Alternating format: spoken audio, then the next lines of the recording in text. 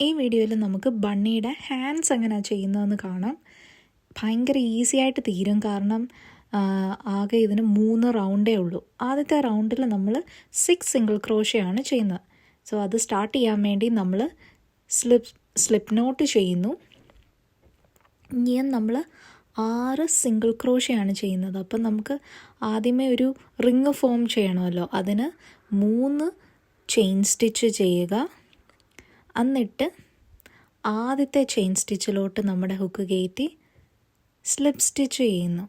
ഇപ്പം നമുക്കൊരു circle form ആയല്ലോ, ആ സർക്കിളിലോട്ട് നമ്മൾ വർക്ക് ചെയ്യാൻ പോകണം. അവിടാണ് 6 സിംഗിൾ ക്രോഷേ ചെയ്യുന്നത്.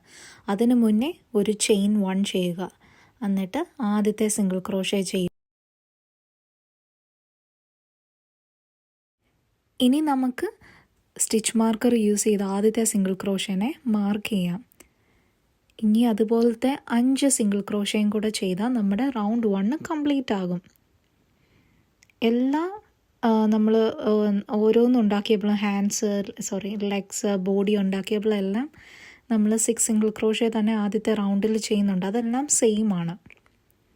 സോ നമുക്കങ്ങനെ ടോട്ടൽ 6 സിംഗിൾ ക്രോഷേ റൗണ്ട് 1ൻ്റെ എൻഡിൽ വേണം.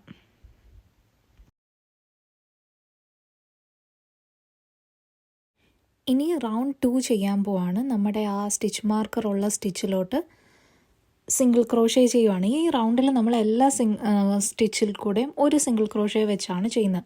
അപ്പോഴും ടോട്ടൽ 6 സിംഗിൾ ക്രോഷേ ടോട്ടലി കിട്ടും. അതാണ് റൗണ്ട് 2ഉം 3യും ചെയ്യുന്നത്. സെയിം ഓരോ സ്റ്റിച്ചിൽ കൂടെയും ഒരു സിംഗിൾ ക്രോഷേ വെച്ച് ചെയ്യുക. ഇപ്പം നമ്മൾ ഒരു സിംഗിൾ ക്രോഷേ ചെയ്തു. ഇനിയും അങ്ങനെ 5 സിംഗിൾ ക്രോഷയും കൂടെ എല്ലാ സ്റ്റിച്ചിൽ കൂടെയും ഓരോ തവണ ചെയ്യുക.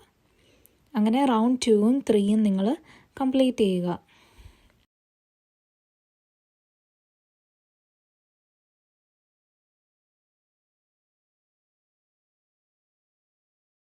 റൗണ്ട് 2 ചെയ്ത് കഴിഞ്ഞു. ഇനി നമ്മൾ അതിനെ ഒന്ന് ഫ്ലിപ്പ് ചെയ്യുവാണ്. നല്ല ഭാഗം, നമുക്ക് വെളിയിൽ വരേണ്ടിയ ഭാഗം അതിനെ ഒന്ന് തിരിച്ചിടുവാണ്. എന്നിട്ട് നമുക്ക് റൗണ്ട് 3 ചെയ്യാം. അല്ലെങ്കിൽ പിന്നെ ഇങ്ങനെ കുഞ്ഞതല്ല ടൈറ്റായി വരുമ്പോൾ തിരിച്ചിടാൻ കുറച്ച് പാടായിരിക്കും.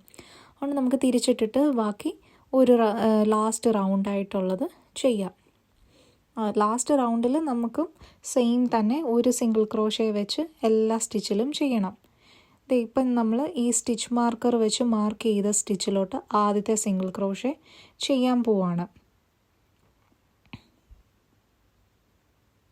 yarn over ചെയ്തിട്ട്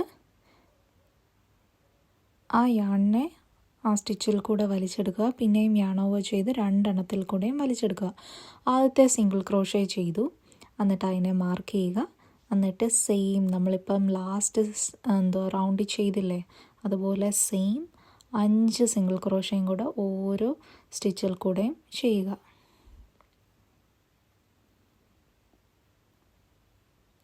രണ്ടാമത്തെ സിംഗിൾ ക്രോഷേ കഴിഞ്ഞു. ഇനിയും മൂന്നാമത്തെ.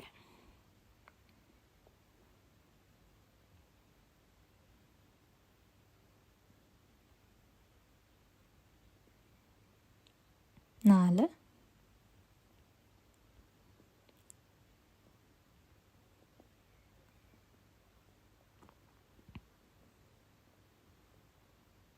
5. ഇനി ലാസ്റ്റാണ്